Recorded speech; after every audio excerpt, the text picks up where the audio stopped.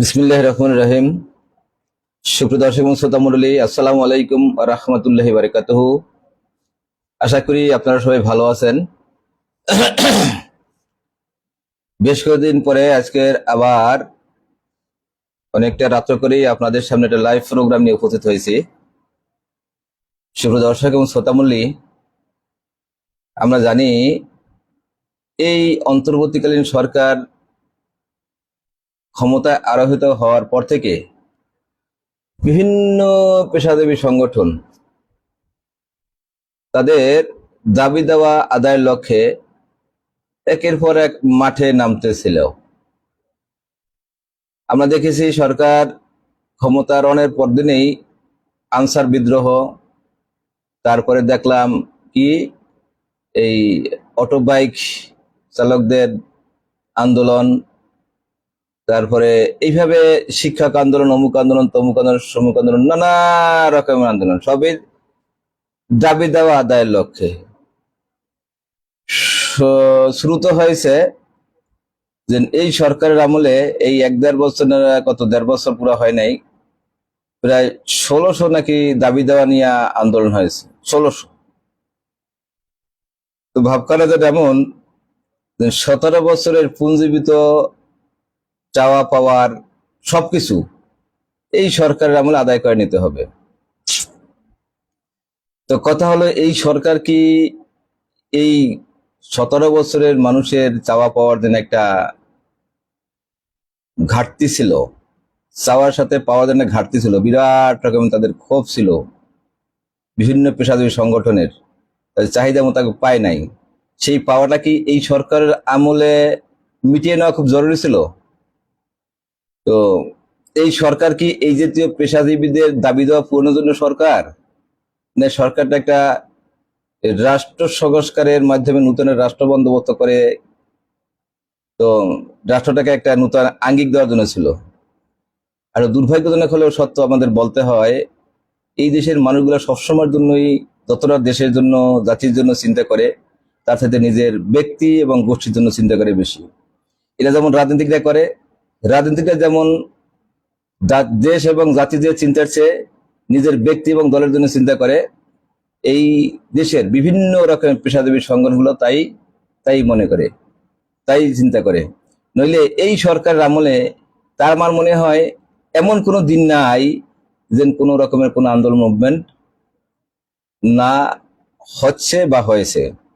তো সামান্যতম দেশপ্রেম থাকতো, তো আমার কাছে মনে হয় এই সরকারটা একটু কাজ করার জন্য যে সুযোগ আমরা দিতাম না, রাজনীতিকরা না বিভিন্ন পেশাজীবী সংগঠন, কোনো গোষ্ঠী আসলে দেশপ্রেমিকতার পরিচয় দিতে পারে নাই। তো যাই হোক, সুপ্রিয় দর্শক শ্রোতা মণ্ডলী, এটা আমাদের জাতি হিসেবে বড় দুর্ভাগ্যের কথাই বলতে হবে, আমাদের বড় আফসোসের কথা বলতে হবে। তো আমি একটা শিক্ষক আন্দোলনের ব্যাপারে কিছু কথা এখানে বলার জন্য আপনাদের সামনে উপস্থিত হয়েছি। তো কথাগুলো হলো, আমরা দেখেছি কিছুদিন আগে আমাদের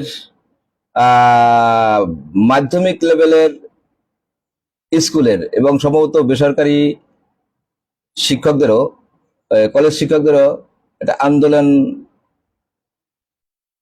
মুভমেন্ট হয়ে গেছে।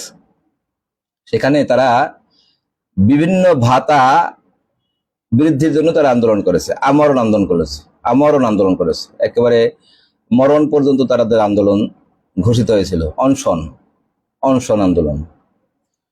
তো তাদের ভাতা বাড়ানোর জন্য তাদের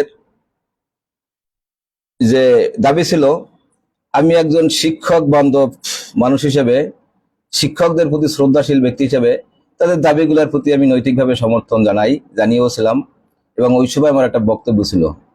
কিন্তু আমি আমার পরম শ্রদ্ধা শিক্ষক কুলের এই আন্দোলনটাকে যথাযথ টাইমে হয়েছে বলে বিশ্বাস করি না।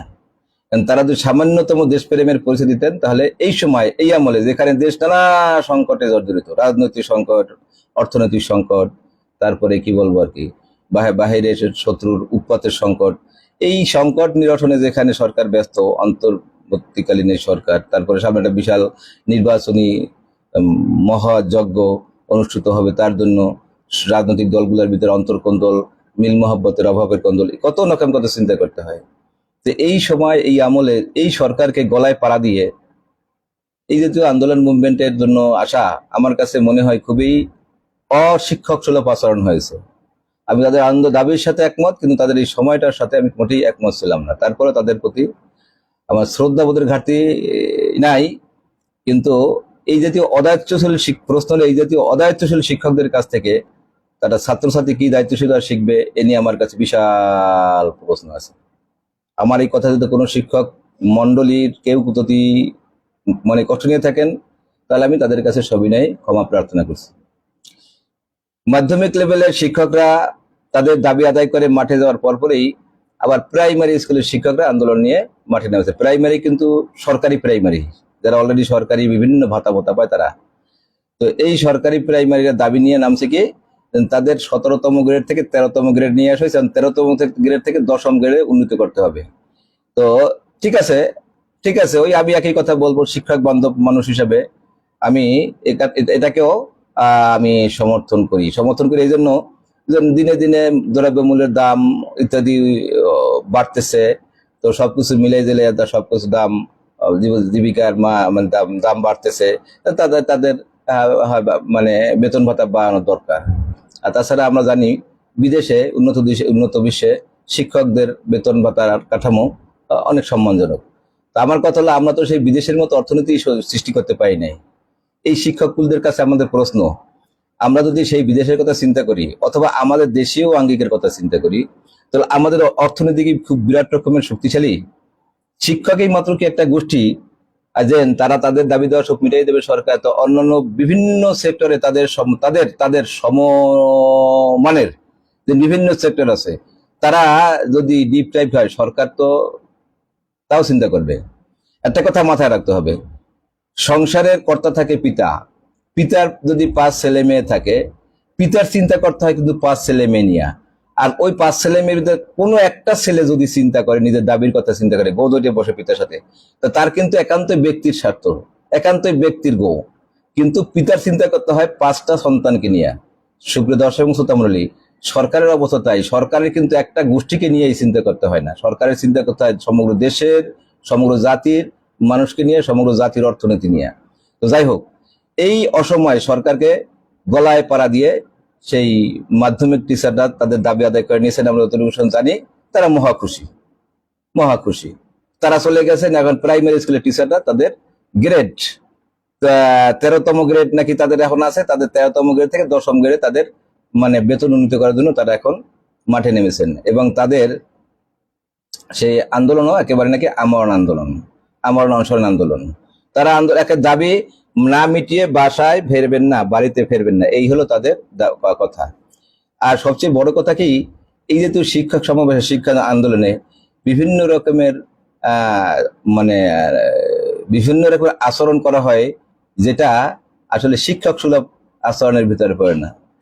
আমি আমাদের শিক্ষকদের দেখেছি আমাদের আমলে, সেই শিক্ষকদের ব্যক্তিত্বপূর্ণ আচরণ, সেই শিক্ষকদের ভাব গাম্ভীর্যপূর্ণ আচরণ, সেই শিক্ষকদের নীতি এবং নৈতিকতার ক্ষেত্রটা এত উন্নত ছিল, তাদেরকে আমাদের কুর্নিশ করে তাদের সালাম দিতে ইচ্ছে হইতো। তাদের তো মানে সোজা কথা, তাদের প্রতি শ্রদ্ধায় এমনি মাথা অবনত হয়ে আসতো। কিন্তু আমি অত্যন্ত দুঃখের সাথে বলতে হয় আমার, যে আমি বলছি শিক্ষকদের প্রতি আমার শ্রদ্ধা আছে, কিন্তু এই শিক্ষকদের আচরণ এখন এত নিম্ন গতির, অধগতির, তাদেরকে শিক্ষক হিসাবে মানতে আমার কষ্ট হয়। তাদের দাবি দেওয়ার প্রতি আমার শ্রদ্ধা আছে, কিন্তু এই তাদের আচরণ দেখে তাদের শিক্ষক হিসাবে মানতে আমার কষ্ট হয়। কিভাবে তারা শিক্ষক হিসাবে এই জাতীয় আচরণ করে, নর্তকীর মতো ড্যান্স, গান, মানে সে নানা রকমের হাস্যরসাত্মক কর্মকাণ্ড কাণ্ডকীর্তি দেখাইয়া তারা জোকারের মতো যে রকমের ভাবখানা সৃষ্টি করতেছে, তাতে আমার কাছে মনে হয় না এরা কোনো শিক্ষক কুলের পর্যায়ে পড়ে। সুপ্রিয় দর্শক শ্রোতা মণ্ডলী, যেমন দেখেছি সেই হাই স্কুলের শিক্ষকদের আন্দোলনের সময়, তেমন দেখছি আবার এই প্রাইমারি শিক্ষকদের আন্দোলনের সময়। সবচেয়ে 2টা কথা ভাইরাল হয়েছে বাংলাদেশে, যে কোন হাই স্কুলের কোন এক শিক্ষক বলেছে যে সে অভাবের কারণে তার ছেলে মেয়েদেরকে মানে ইলিশ মাছ কিনা খাওয়াইতে পারে। ছেলে মেয়েরা ইলিশ মাছের বায়না ধরছে,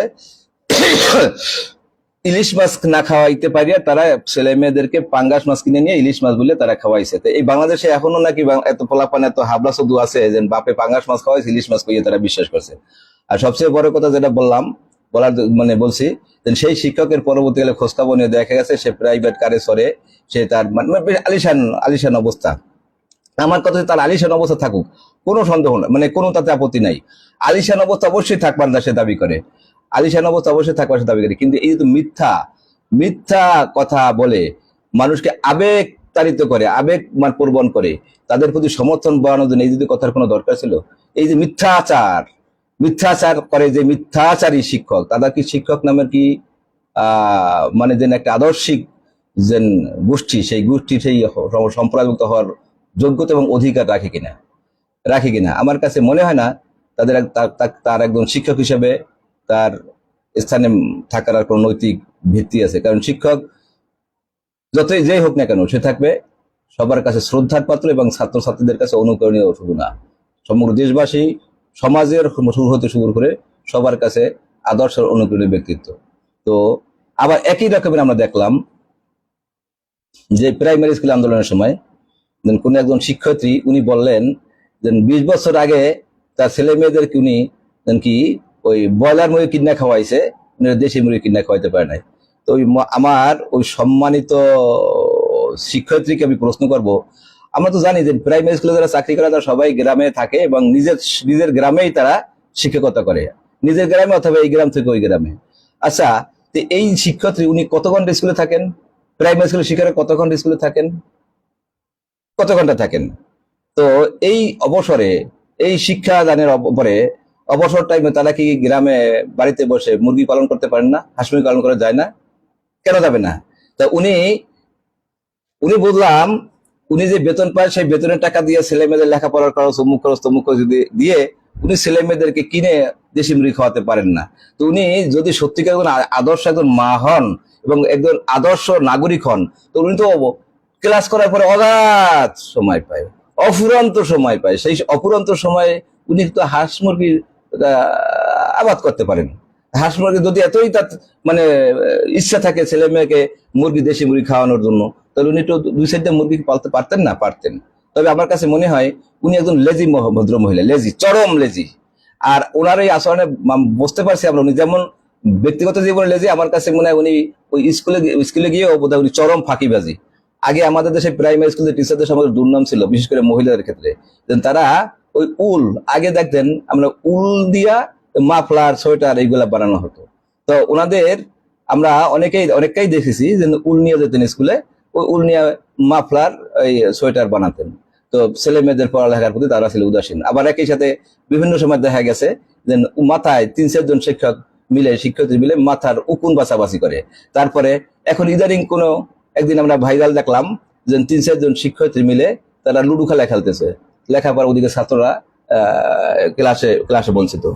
সুপ্রিয় দর্শক শ্রোতামূল্যী, এই সমালোচনা গুলো কখন আসে তখনই যখন এই পরম পূজনীয় মাথার শিরোধার্য হওয়ার যোগ্য শিরোমণি শিক্ষককুল যখন নানা রকমের অশিক্ষকমূলক আচরণ করে, তখনই কিন্তু এই কথাগুলো মানুষ ট্রল আকারে এগুলা বলতে বাধ্য হয়। দেখেন এই শিক্ষকদের আন্দোলনের ব্যাপারে কিন্তু কোনো মানুষের একটা সমর্থনমূলক কোনো কথা আমরা দেখতে পাই নাই। কারণ এই শিক্ষকদের আন্দোলনটা ছিল না, আমি আগেই বলছি, শিক্ষকের আন্দোলনটা কখনোই এই সময় সাপেক্ষে ছিল একেবারেই একটা বেমৌসুমীর আন্দোলন, এবং তাদের আন্দোলন ছিল একটা অমানবিক, নির্বাক এবং পাশবিক ধরনের আন্দোলন। কারণ এই সরকারের আমলে এই রকমের সরকারকে গলা চেপে ধরার জন্য আসলে এই জাতীয় আন্দোলন সৃষ্টি করা দরকার ছিল না।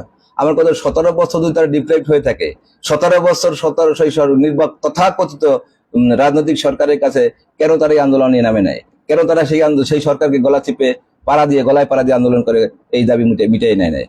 তো সবচেয়ে বড় কথা হলো এই সরকারের এই দুর্বলতার সুযোগ নিয়ে এই সরকার হয়তো ওই রকম ড্রাস্টিক অ্যাকশন কারো বিরুদ্ধে নিতে চায় নাই বা চাচ্ছে না, আর হয়তো তারা সেই দুর্নাম নেবেও না। এই সুযোগটাকে কাজে নিয়ে এই শিক্ষককুল, যারা দেশের জাতির বিবেক, দেশের মানুষ গড়ার কারিগর, তারা তো সব শ্রেণীর মানুষের কাছে শ্রদ্ধার পাত্রপাত্রী হবে। তো এই শ্রেণীর মানুষরা সেদিন এইভাবে আজকের এই সরকারকে এইভাবে বিব্রতের অবস্থা করতেছে। শুধু করতেছে না, তারা বিভিন্ন নাটকের নাটকের ক্লাউন হিসেবে তারা আন্দোলন মুভমেন্ট করেছে। এটা কোন জাতীয় শিক্ষক সমাজের আচরণের বহিঃপ্রকাশ আমি আমার সুস্থ মস্তিষ্ক দ্বারা চিন্তা করে পাই না। সুপ্রিয় দর্শক এবং শ্রোতা বলি, যাই হোক, তাদের এই আন্দোলনে নানা রকমের প্রশ্ন উঠেছে বিভিন্ন দিক থেকে। তাদের ক্ষেত্রে প্রশ্ন উঠেছে তারা 13তম গ্রেড থেকে 10ম গ্রেডের মানে পাওয়ার যোগ্যতা তারা রাখে কিনা। এই যোগ্যতা নিয়ে যখন প্রশ্ন উঠলো, তখন আমাদের কোনো একজন শিক্ষকের পক্ষ দিয়া দেখা গেল যে প্রাইমারি শিক্ষা অধিদপ্তরের ওয়েবসাইট থেকে তাদের যোগ্যতা নিয়ে একটা তাদের যোগ্যতার মানে মানদণ্ড তথা ডিগ্রির মানে পরিধি নিয়ে তাদের একটা লিস্ট ওয়েবসাইটে ছেড়ে দিয়েছে। সেই ওয়েবসাইট থেকে আমি একটা তথ্য আমি ডাউনলোড করে আপনাদের সামনে উপস্থাপন করব। তো সেই কথাগুলো হলো এই রকমের, একটু খেয়াল করে শুনলে আপনারা আমাকে একটু সহযোগিতা করবেন এরপরে আমার মন্তব্য করার সাপেক্ষে মানে ক্ষেত্রে। এই প্রাইমারি অধিদপ্তরের ওয়েবসাইট থেকে এই তথ্য নিয়ে যেই তথ্যগুলো আমরা পেয়েছি ডাউনলোড করে, সেখানে জানা যায় বাংলাদেশে মোট বিদ্যালয়ের সংখ্যা, প্রাইমারি বিদ্যালয়ের সংখ্যা 65,567টি। 65,567টি। কর্মরত মোট শিক্ষক সংখ্যা আছেন সেখানে 3,84,981 জন। এর মধ্যে এসএসসি পাস 11,736 জন, এইচএসসি পাস 53,144 জন। ম্যাথস তার মানে মেডিকেল অ্যাসিস্ট্যান্ট ট্রেনিং স্কুল, এটা কিন্তু মেডিকেল সেক্টরের সাথে রিলেটেড একটা school, medical assistant training school. এই ম্যাথস থেকে পাস করা 38 জন, নার্সিং থেকে পাস করা 16 জন। নার্স শুনবেন, কিন্তু সবাই খেয়াল করে কথাগুলো শুনবেন, দয়া করে আপনারা মন্তব্য করার সুযোগ থাকলে মন্তব্য করবেন। নার্সিং কলেজ থেকে বা নার্সিং ইনস্টিটিউশন থেকে পাস করা নার্স হলো 16 জন, এরা প্রাইমারি স্কুলে চাকরি করে। বাকি এছাড়া বাকি 3,20,747 জন শিক্ষক কমপক্ষে স্নাতক পাস। এর ভিতরে পিএইচডি অবলিক এমফিল ডিগ্রিধারী রয়েছেন 36 জন। প্রাইমারি স্কুলে চাকরি করে পিএইচডি এবং এমফিল ডিগ্রি। কথাগুলো শুনবেন সুপ্রিয় দর্শক ও শ্রোতা মণ্ডলী, আজকের আমার এই সাথে যারা আপনার লাইভে আছেন একটু মন্তব্য করবেন, দয়া করে একটু মন্তব্য করলে আমি কথা বলতে একটু সাহসী হব। এই প্রাইমারি স্কুলে চাকরি করে এর ভিতরে আছে পিএইচডি অথবা এমফিল ডিগ্রিধারী 36 জন। মাস্টার্স পাস রয়েছেন 1,56,579 জন। স্নাতক সম্মান 21,435 জন। স্নাতক পাস 1,60,161 জন। এমবিএ ডিগ্রিধারী, খেয়াল করবেন আপনারা সবাই, একটু মন্তব্য করলে আমি খুশি হব। এমবিএ ডিগ্রিধারী লোক, উনি প্রাইমারি স্কুলে চাকরি করেন, উনি এই সংখ্যা 5,924 জন। বিএসসি ইঞ্জিনিয়ারিং পাশ করা, বিএসসি, কথাগুলো একটু খেয়াল করবেন, বিএসসি ইঞ্জিনিয়ারিং পাশ করা ব্যক্তি যারা প্রাইমারিতে চাকরি করে তাদের সংখ্যা 1,458 জন। 1,458 জন বিএসসি ইঞ্জিনিয়ার প্রাইমারি স্কুলে চাকরি করে।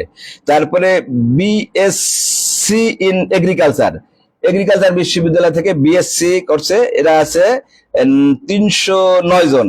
বিএসএস ডিগ্রিধারী 10,085 জন। Kamil pass, that is master degree সমান, কামিল পাস আছে 5,728 জন। ফাজিল পাস এখানে আছে 1,996 জন। এলএলএম তার মানে লয়ার, ল সাবজেক্ট নিয়ে মাস্টার পাস করছে, এটা আছে 335 জন।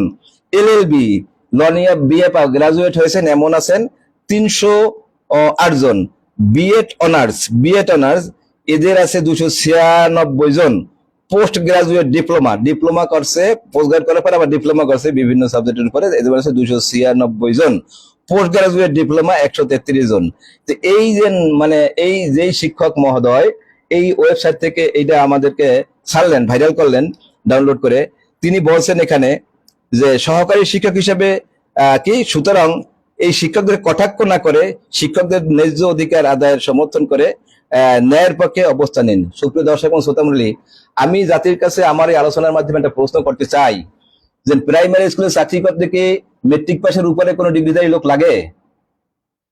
প্রাইমারি স্কুলের ছাত্রছাত্রী পড়াতে কি মেট্রিক পাসের উপরে যোগ্যতা সম্পন্ন লোক লাগে কিনা? লাগে না। দেখেন, এখানে আমি চীনের একটা ঘটনা বলবো। চীনের ঘটনা হয়েছিল এরকমের, আমরা জানি মাও সেতুং বর্তমান চীনের যে প্রতিষ্ঠাতা মাও সেতুং 1949 সালে চীনে মানে সমাজতান্ত্রিক বিপ্লব ঘটায়।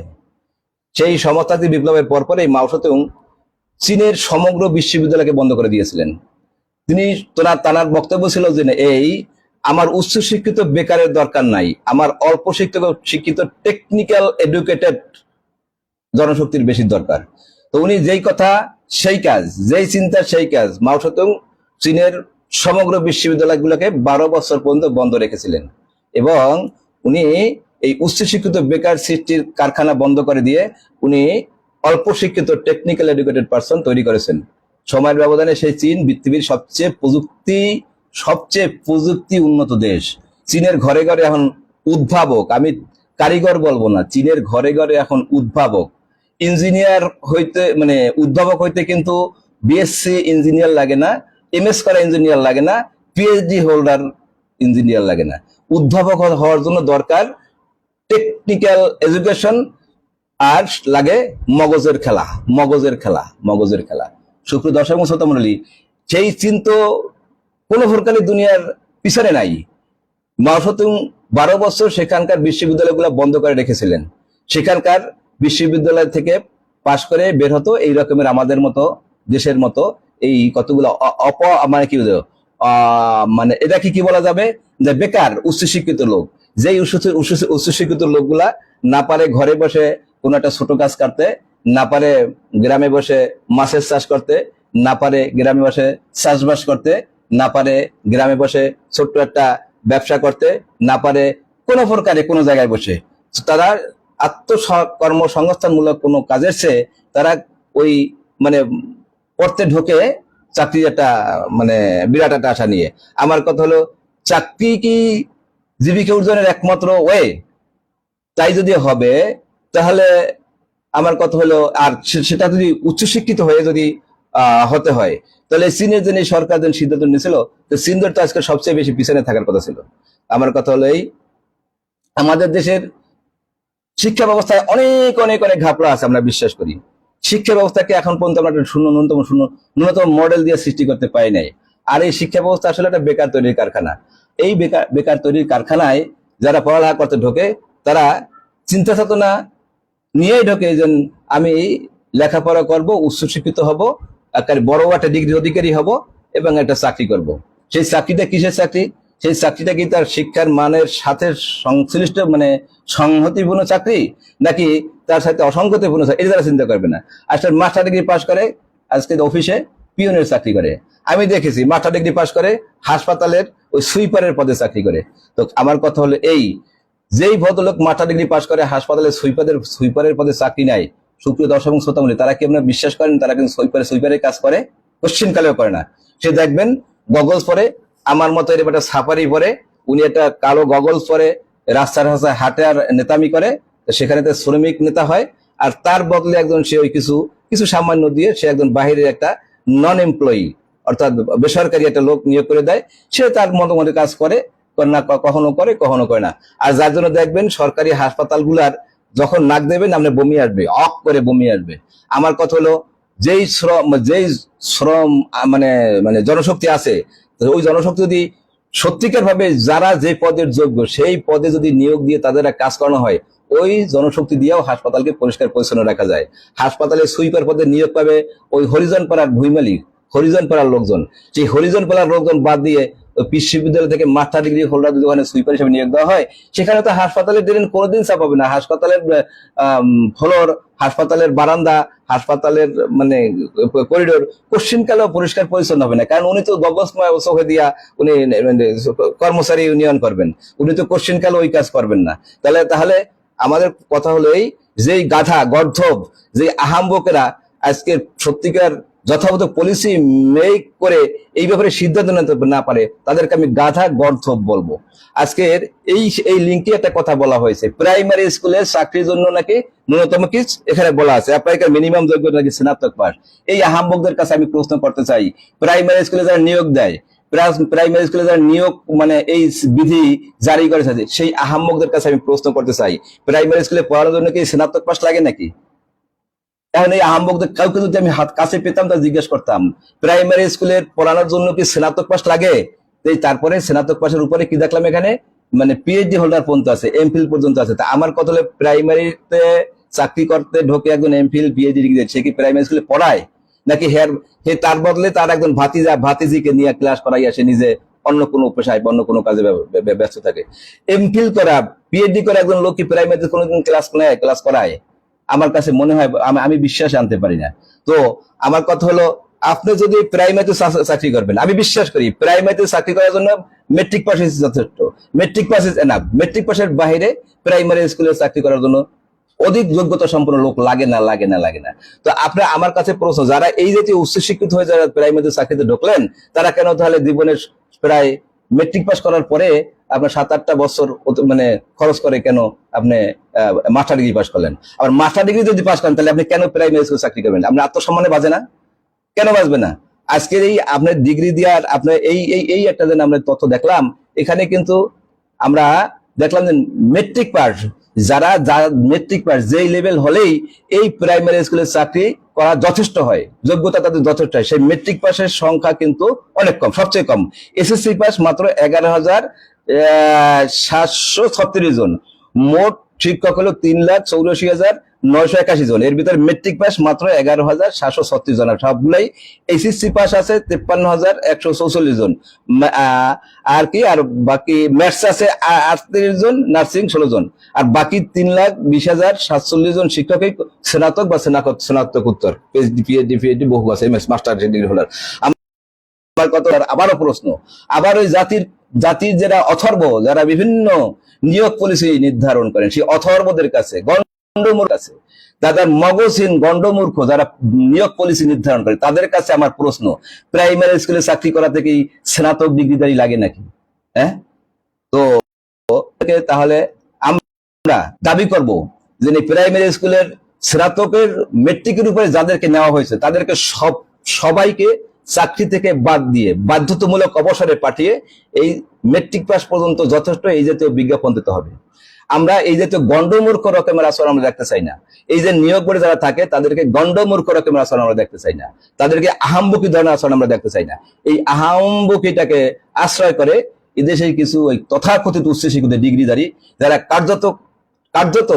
কার্যত মানে কোনো কাজে অক্ষম, সোজা কথা কাজে অক্ষম, কারণ তারা প্রাইমারি স্কুলে চাকরি নিয়ে আজকে তারা নানাভাবে, আমরা বলবো পিএইচডি ডিগ্রি হোল্ডার কোনোদিন প্রাইমারি চাকরি সে ক্লাস নেবে না, এমফিল ডিগ্রিধারী কোনো কোশ্চিন কালেও ক্লাস নেবে না, সে তার ভাতিজিকে দিয়ে তার মনের মতো করে হয়তো দেখেন একজন প্রক্সিমেট রাখছে। তা আমরা এই সরকারের কাছে উদাত্ত আহ্বান জানাবো, আমার এই আবেদন হয়তো কেউ শুনবেন না, কিন্তু জাতির বিবেকের কাছে আমার আবারও প্রশ্ন, প্রাইমারি স্কুলে পড়ানোর জন্য এসএসসির উপরে কোনো টিচার দরকার নাই। যদি থাকে, যদি নেওয়া হয়, তাহলে এইভাবে তারা ফাঁকিবাজি করবে। আর যারা চাকরিতে মানে আজকে নিয়োগ পেতে চান, তাদেরকে আমরা বলবো, যদি আপনারা প্রাইমারি স্কুলে চাকরি করতে চান, আপনারা এইটা আন্দোলন করেন।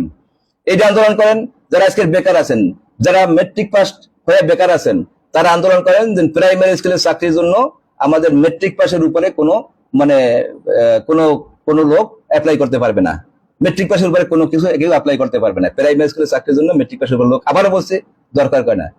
দর্শক এবং শ্রোতা মণ্ডলী, এই যে আজকের এই কথাগুলো আমরা বললাম, দেখেন এখানে ম্যাথস থেকে পাস করা 38 জন আছে। আচ্ছা, ম্যাথস একটা টেকনিক্যাল শিক্ষা, ম্যাথস একটা বৃত্তিমূলক শিক্ষা, মেডিকেল অ্যাসিস্ট্যান্ট ট্রেনিং স্কুল। তো এই ম্যাথস থেকে যারা পাস করছে, তার তো আমার কাছে মনে হয় সে তো স্বাস্থ্য বিষয়ক যে কোনো কার্যক্রম করতে পারে।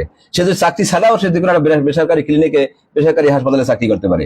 আর বেসরকারি ক্লিনিকে, বেসরকারি প্রতিষ্ঠানে চাকরি করা তো অনেক টাকা বেতন পায়। তারা এই আন্দোলন মুভমেন্টের জন্য নামছে।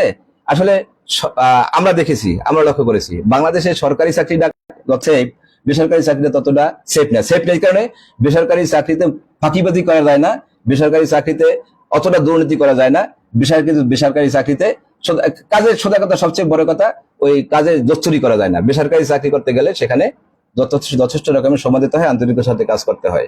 তো আছে নিয়োগকর্তাদের কিছু সমস্যা আছে, তারা হয়তো বেশি খাটায়, টাকাও সেখানে বেশি দেয়। তা আমার কথা হলো, এই ম্যাথস থেকে যারা পাস করছেন, তারা কেন এই বৃত্তিমূলক শিক্ষা শিক্ষিতরা কেন প্রাইমারি স্কুলে ঢুকবেন?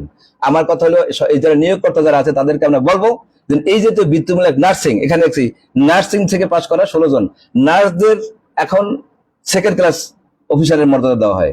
তারা তো এই প্রাইমারি স্কুলের টিচার সাথে অনেক টাকা বেশি বেশি বেশি বেতন পায়। তারা স্টার্টিং বেতনই অনেক টাকা বেশি, সেকেন্ড ক্লাস অফিসারের তারা বেতন পায়। তাই নার্সিং পাস করে কেন প্রাইমারি স্কুলে চাকরিতে যাবেন? এরা আসলে আমার কাছে মনে হয় এরা প্রাইমারি স্কুলে চাকরি করে না, এরা চাকরিতে ঢুকে প্রাইমারি স্কুল থেকেও বেতন খায়, এবং সাথে সাথে দেখবেন কোথাও কোনো ক্লিনিকে অথবা কোনো মানে হাসপাতালে, বেসরকারি হাসপাতালে চাকরি অবশ্যই অবশ্যই অবশ্যই তারা চাকরি করে, তারা ফাঁকিবাজি করে। এই নার্সিং পাস করে যারা প্রাইমারি স্কুল চাকরিতে ঢুকছে, তারা দেখবেন, খোঁজ দিয়ে দেখবেন, তারা প্রাইমারি স্কুলে চাকরি করে না, তারা অবশ্যই অন্য কোনো ক্লিনিকে অথবা বেসরকারি হাসপাতালে তারা চাকরি করে। তো এই অবস্থায় তো যদি মানে হয়, তাহলে এদেরকে আমরা মানে কিভাবে নিয়োগ দিলাম? যারা নিয়োগকর্তা আছে তাদেরকে আমরা প্রশ্ন করতে চাই, এই বৃত্তিমূলক শিক্ষিত নার্সদের তো বসে থাকার কথা না, তাদের বেকার থাকার কথা না, ম্যাথস থেকে পাস করা এদের বসে থাকার কথা না, যেখানে বাংলাদেশের হাজারো বেসরকারি বেসরকারি হাসপাতাল আছে, বেসরকারি ক্লিনিক আছে, তারা কেন এইসব পদে চাকরি করতে যাবেন? সুপ্রিয় দর্শক এবং শ্রোতা মণ্ডলী, আমার কথা হলো এই, চীনে যদি 12 বছর উচ্চশিক্ষিত বেকার সৃষ্টি রোধ করার জন্য বিশ্ববিদ্যালয় বন্ধ থাকতে পারে, আমাদের দেশেও আমরা মনে করি যে আবেগময় হওয়ার চাইতে এই উচ্চ শিক্ষিত বেকার সৃষ্টিছে আমাদের জার্মানের মতো, আজকের ফিনল্যান্ডের মতো, আজকে এইসব উন্নত দেশের মতো আজকের আমরা টেকনিক্যাল লোক, চায়নার মতো টেকনিক্যাল এডুকেটেড লোক বেশি সৃষ্টি করি, এবং যাতে এই টেকনিক্যাল লোকদেরকে আমরা বিভিন্ন ক্ষেত্রে টেকনিক্যালি কাজে লাগিয়ে এই আমাদের দেশকে, এই বিশাল বিশাল জনসংখ্যার দেশকে বিশাল একটা জনশক্তির দেশে পরিণত করি। আর এই জাতীয় এই উচ্চশিক্ষিত লোকদেরকে এই অপাত্রে, অজায়গায়, বেজায়গায় নিয়োগ দিয়ে আজকের এই সরকারের উপর চাপ সৃষ্টি করার জন্য কতগুলা অপদার্থ বলবো, এদেরকে আমরা অপদার্থ বলবো। আমি আমাদেরকে শিক্ষক বলবো না, কারণ আমি শিক্ষকদেরকে শ্রদ্ধা করি, আমি শিক্ষকদেরকে শ্রদ্ধা করি। শিক্ষক আমার ছিল ধার্য, শিক্ষক আমার মাথার মুকুট, তাদের প্রতি আমার শ্রদ্ধা আছে। এইসব অপদার্থদেরকে এই অপাত্রে পদস্থ করে আর এদের এই জাতির উপরে বোঝা চাপানো যাবে না। তো যারা নিয়োগ বোর্ডে আছেন, নিয়োগ পলিসি নির্ধারণ করেন, আমি একজন বাংলাদেশ একজন সিটিজেন, একজন একজন একজন বয়স্ক সিটিজেন হিসেবে, একজন চিন্তাশীল ব্যক্তি হিসেবে বলবো যে মেট্রিক পাশের উপরে কোন লোককে প্রাইমারি স্কুলে চাকরি দেওয়া যাবে না, এবং মেট্রিক পাশের উপরে যারা এখানে চাকরি করে, সে যেই হোক না কেন, স্নাতক বা স্নাতকোত্তর, তাদের সবাইকে বাধ্যতামূলক অবসরে পাঠিয়ে এইসব পদ শূন্য করে এইসব পদে বাংলাদেশে যে বিপুল সংখ্যক বেকার লোক আছে যারা মেট্রিক পাস, তাদেরকে নিয়োগ দেওয়া হোক। তাহলে এরা এদের পদের মতো করে এরা চিন্তা করবে এবং সরকারের উপর তারা অযাচিত চাপ সৃষ্টি করবে না। হ্যাঁ, এটা সত্য কথা, মানুষের জীবন মান উন্নয়নের জন্য এই মানে বাজারের সাথে সাথে সবকিছু বৃদ্ধি পাবে, এটা আমরা প্রত্যাশা করি, এটা আমরা দাবি করি। কিন্তু এই জাতীয় অজায়গায় অজায়গায় অপাত্রে এই জাতীয় অপদার্থ লোকদেরকে বসাই রাখা, তাদের দ্বারা এই প্রাইমারি স্কুলের এই লেখাপড়াকে আর আর ধ্বংস করা যাবে না। কারণ প্রাইমারি স্কুলে কি জাতীয় লেখাপড়া হয় আমরা যারা মানে দেখি, আমরা যারা অবজার্ভ করি, পর্যবেক্ষণ করি, সেটা আমরা দেখতে পাই। আজকে প্রাইমারি হলো লেখাপড়ার ভিত্তিমূল, প্রাইমারি ভিত্তিমূল, সেই ভিত্তিমূলটা আজকের বাংলাদেশের ধ্বংস করে দেওয়া হয়েছে। যদি এত শিক্ষিত লোক এখানে থাকে, কই তাদের কাছ থেকে এই দাবি কেন আসে না?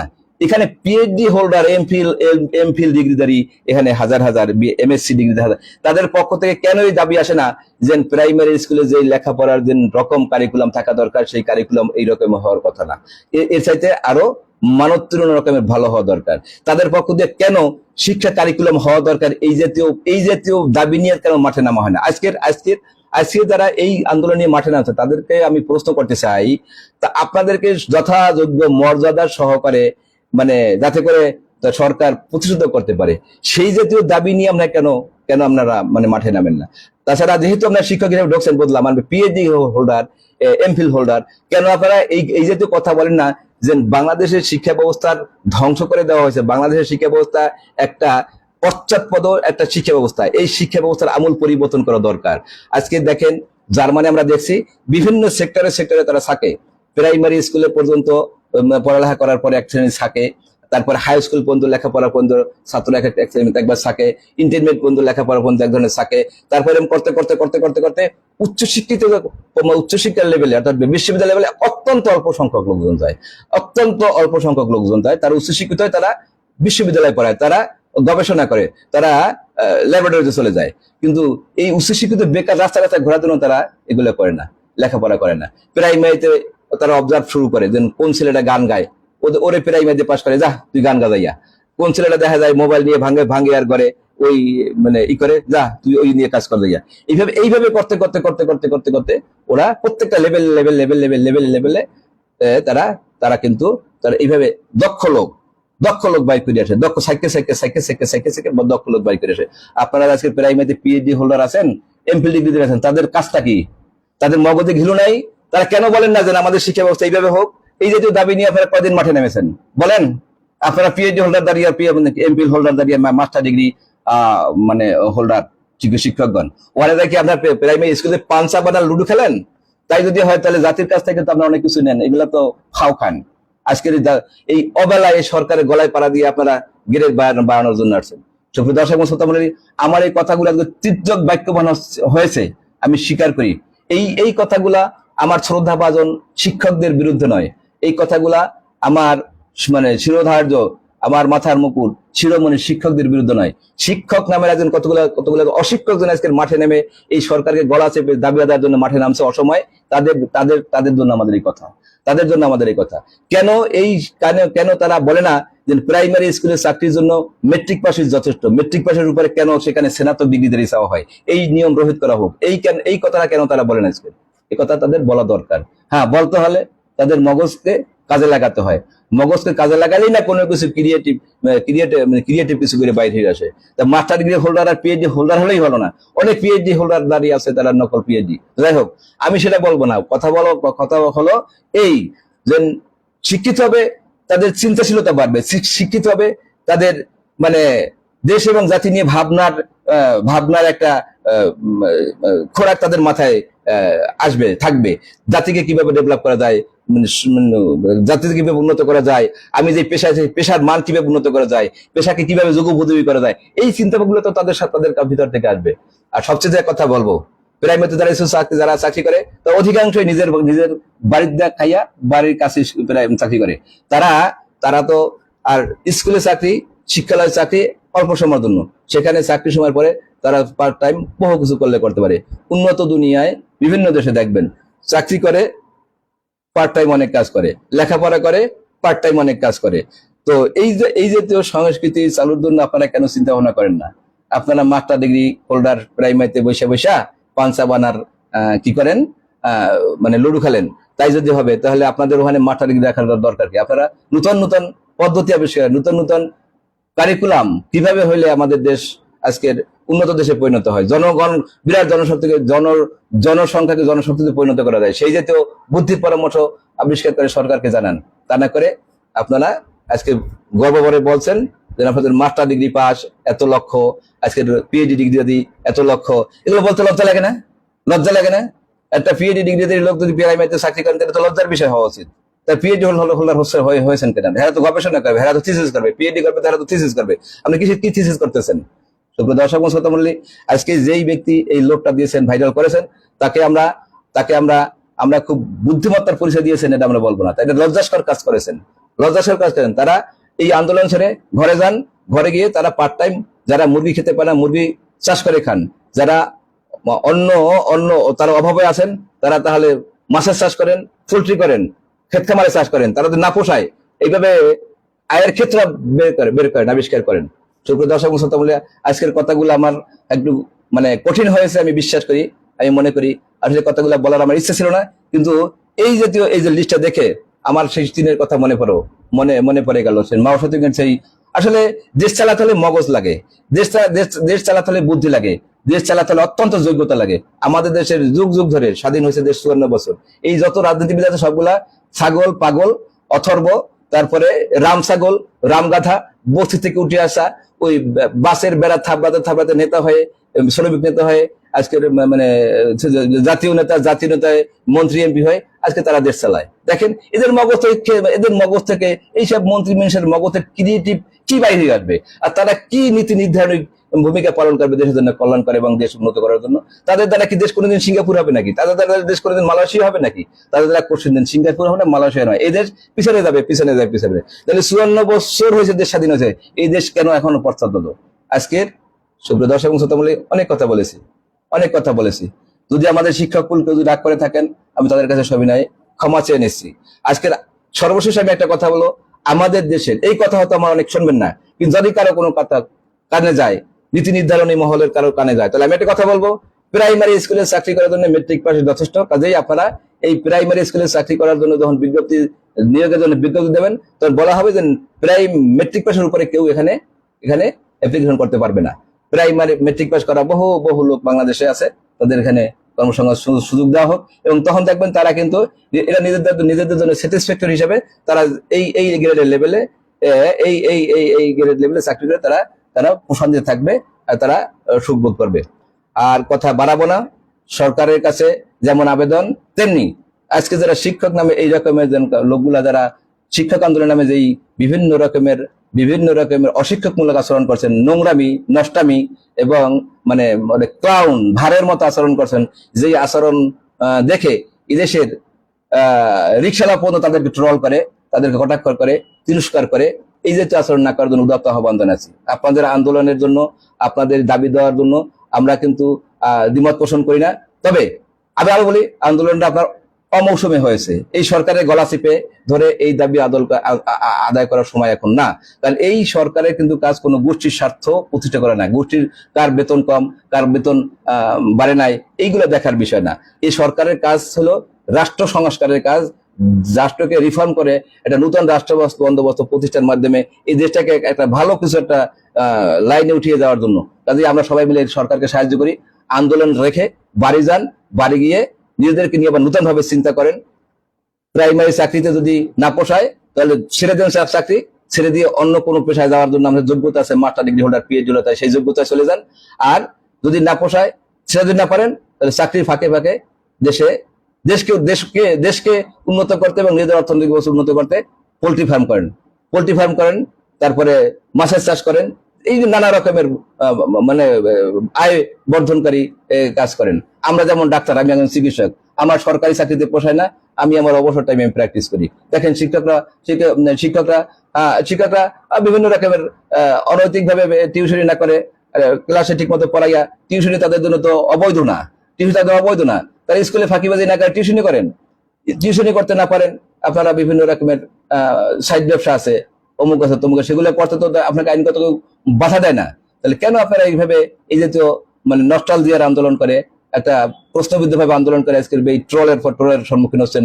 আজকে শিক্ষককুল সমাজের শিরোধার্য, মানুষের শিরোধার্য, দেশের মানুষ গড়ার কারখানা, যারা থাকবে শিরোমণি, সম্মানের পাত্র পাত্রী হয়ে, তারা কেন আজকের এইভাবে দেখেন সোশ্যাল মিডিয়া, তারা কিভাবে আজকের মানে কটাক্ষের এবং ট্রলের শিকার হচ্ছেন, ঘৃণার পাত্র পাত্রী হচ্ছেন।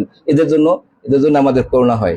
এদের জন্য আমার আবারও আহ্বান, যে এইসব আন্দোলন মুভমেন্ট ছাড়েন। যাদের পোষায় চাকরি করেন, না পোষাইলে master degree holder, PhD holder, তারা অন্য ক্ষেত্রে চলে যান। আপনার কাজটা আসলে চাকরি তো নাম কাজতে ওখানে আছে, প্রাইমারিতে কাজ তো অন্য দ্বারা করান, দয়া করে বেতনটা হালাল করে এটা যারা দরকার হ্যাঁ কাছে ছেড়ে দিয়ে আপনারা এই পিএইচডি হোল্ডারের কাজের ক্ষেত্রে চলে যান। সুপ্রিয় দর্শক শ্রোতামণ্ডলী, আজ এখন শেষ। সবার কাছে আমার আজকের এই কথাবার্তার জন্য মানে আবারও যদি কাউ কষ্ট পেয়ে থাকেন তাহলে ক্ষমা চেয়ে আমি আমার বক্তব্য এখানে শেষ করছি। আল্লাহ হাফেজ। আসসালামু আলাইকুম ওয়া রাহমাতুল্লাহি ওয়া বারাকাতুহু।